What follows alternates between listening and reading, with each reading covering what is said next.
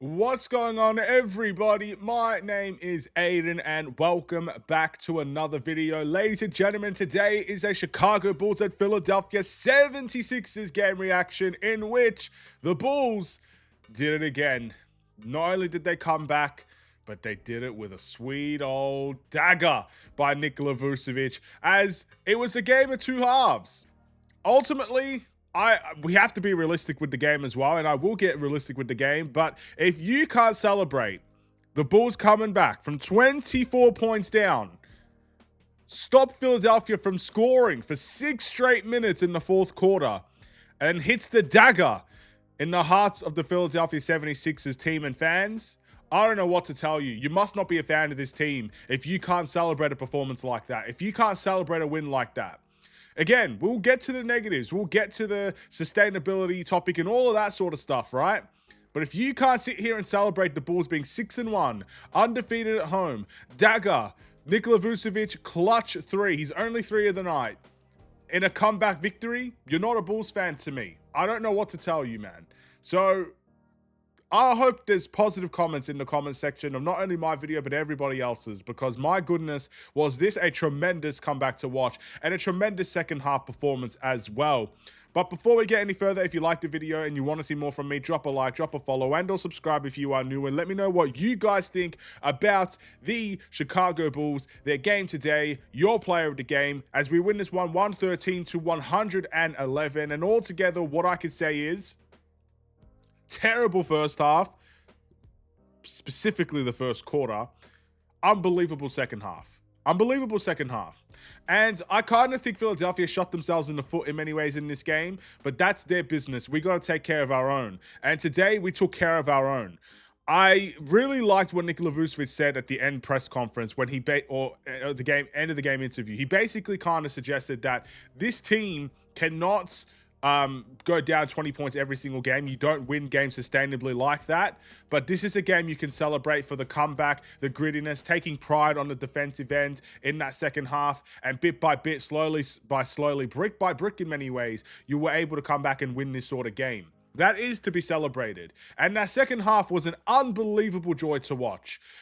Second half where Maxey wasn't cold, but was cold in the fourth quarter. Joel Embiid barely even played the second half, and when he did come in, he was ice cold as well. And the Bulls just steamrolled their way back into the game. It takes a real team effort to come back in a game like this. It takes a real unity in a team to come back like this. I don't think the Chicago Bulls of old, maybe 2 years ago, let's put 2 years ago, last year even, would come back from a game like this. We have come back from games before, but it felt different this time. It felt different in the way where Philadelphia were just dragging us through the trenches all night, it felt like. I didn't think we would win this. I didn't think, even when we got close, I didn't think we'd win this game. It just felt too good to be true. But then a couple of good stops, a couple of good belief plays in the game, and it just brought you right to the situation where we were, where Josh Giddey made an unbelievable pass past two really good defenders in Joel Embiid and Kelly Oubre to Nikola Vucevic, whose only three he ever made in this game was the game winner. You can't ask for much more than that. And the Bulls did a tremendous job, maybe this was by design from Philly, of keeping Maxey and Joel Embiid away from the ball in that final shot. Both of them were cold, to be fair, so maybe the coach just said, you know what, both of these guys are not shooting the ball well in this quarter. Let's go to the three-point shooter in Grimes. But whatever the case may be, we did a tremendous job in that. We played Tyrese Maxey very well in that fourth quarter, and Joel Embiid barely played, so we'll leave him out of the situation.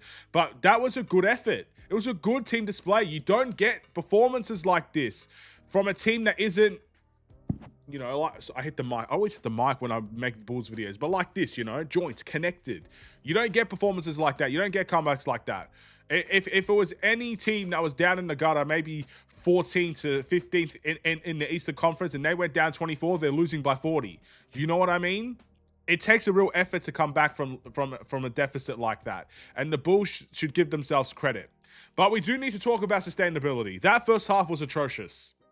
The first quarter was atrocious, but the first half in general was not good from the Chicago Bulls. Defensively, it felt like we didn't give up a single thing. We didn't give up a three. We didn't give up anything in the paint. We gave up, everything. We gave up threes. We gave up everything in the paint. We gave up free throws. We gave up fouls. We were very sloppy defensively. Offensively, we weren't making much, but yeah, like we got to really key in on these things. So things like playing all four quarters has to be a topic of discussion in this game. You need to play all four quarters if you're going to win consistently in this league. Not going down 20 points. We've been down 20 points a couple of times in these games. And we have won some of them, to be fair, which is always nice. But we got to make sure that's not a consistent theme heading into future games. When we face Milwaukee, if we go down by 20, what are the chances that we're going to come back in a game like that? Doing it twice in a row. If you go down to the Cavs, what are the chances you're going to come back from that? It might be possible. We might do it, but it's not sustainable. And we talked about how this team's performances can be sustainable, how defensively, the way that they're applying their pressure and the way that they're forcing teams into tough shots is sustainable. How our offense is so team-orientated and multiple people in double figures, that is sustainable. But going down by 24 points and trying to come back each and every single game will not be sustainable. So for the one game, I can celebrate this victory. I can celebrate it to the moon and back. I can celebrate a buzzer beater. I can celebrate the joy that comes with it. All the Bulls fans in the comment sections of the Chicago Bulls post saying we're going to get our 7th championship. Josh Giddey's an all-star. You know what? Let them all come. Let them all celebrate. It's a joyous time at this point. But realistically, as a Bulls team, they will need to study that first half and need to figure out ways to prevent it. What I noticed in that first half was is that the Philadelphia 76ers came in and just punched us in the mouth physicality-wise. We were not prepared for their physicality. And that is coming from a team that has spoken so highly about their own physicality, right? They talked about this before, being physical. So yes, they responded well. And in the end, they punched Philly back with their own physicality, especially in that fourth quarter. That fourth quarter was an unbelievable defensive display, and they definitely took pride in their defense in that fourth quarter. But we got to be prepared for every team to come in and be physical with us. You know, we can't start a game timid and then allow a team to just kind of run all over us for us to respond in return. We got to start punching other teams in the mouth. So yeah, sustainability-wise, I wouldn't say this game is a sustainable game that we're going to see each and every single time the Bulls win.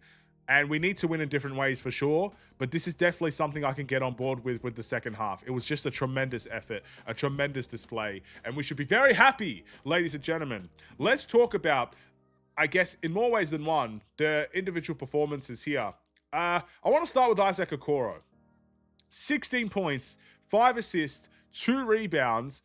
Not only was he fantastic offensively today, and this is exactly what we need. Yes, he made his threes, but he did more than just make his threes. He made the Philadelphia 76ers collapse on defense more times than not with his ability to cut without the ball.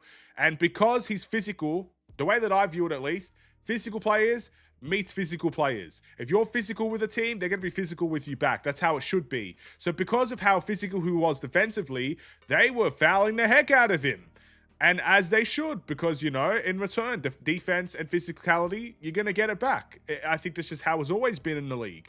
And he made them pay for that, definitely, 3 times over. And he was just unbelievable today. And he got 5 assists, which is always a nice sight to see from a forward. I really liked his game today. And he took a charge on Joel Embiid. How many players can you say are willing to put their body on the line against the most strongest player in the league, probably, in Joel Embiid? Maybe outside of Steven Adams. How many players are you going to see trying to take charges on Joel Embiid? There's a select few that will, and Isaac Okoro was one of them, and he got the charge as well. And he followed suit. Guys like Trey Jones took charges as well, you know. When one happens, the rest will follow. We had a couple of good defensive displays that forced Philadelphia into tough situations, and that was one of them. I really liked his game today. He was fantastic.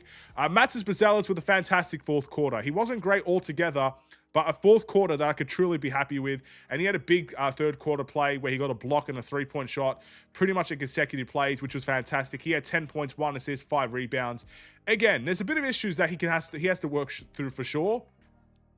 But he was a big part in the Bulls winning this game as well. And that cannot be ignored. We'll move on to the next game with him, hopefully for bigger and better things. And Vucevic Didn't have an assist today, by the way, Nikola Vucevic, but you wouldn't be able to tell because he made the game-winning shot. 19 points and 10 rebounds, a double-double, and he got outplayed by Joel Embiid for the most of the night. We can all admit that, right? That's expected. Joel Embiid MVP, Nikola Vucevic, he's a good player. He's a very good player, but he's not MVP caliber, right? So he did get cooked. You could tell he was frustrated, especially with those mid-ranges that you just can't stop. You can't stop a mid-range from Joel Embiid. You'd rather him take the mid-range than just try to put the ball on the floor and just attack you and attack you and attack you, because you're going to end up getting fouled out of the game if that's what's going to happen. But especially with the way that he likes to, flip his arms around and everything. But yeah, like, you could tell he was frustrated, but when it mattered the most, he made the biggest play of the night. He made the shot. He made the shot. He made the biggest play of the night, and he contributed with 19 points. So, and he was a big part of our rebounding win as well. We were down +9 rebounding wise in the first half. We ended up winning the rebounding battle. You can't tell me Vucevic wasn't a part of that. Same with Matas Buzelis with 5. I gave credit to Matas Buzelis in the last game, and I'm going to give him credit today with his 5 rebounds as well. He was a big part of that. We'd love to see that. There was one rebound from Buzelis, man, where I think it was over, I think his name's Williams from the 76ers. He just grabbed it with one arm and he just pushed them, bro. That's what you want to see, man. That's what you want to see. And we love that from Matas Buzelis and Nikola Vucevic as well.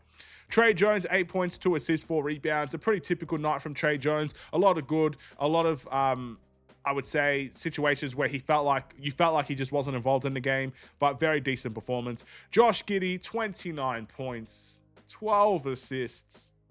Big assist at the end of the game that caused the game winner as well. 15 rebounds. My brother just wants to cook, man. Let this guy cook every night, bro. Let him cook every night. Let him cook every night. I think he's showing he's worth $25 million a season, isn't he?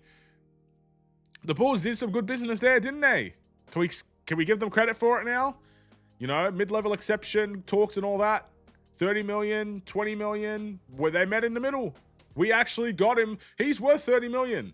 Based on these performances and these results, he is worth 30 million. He's worth more than that probably. And we got him for 25.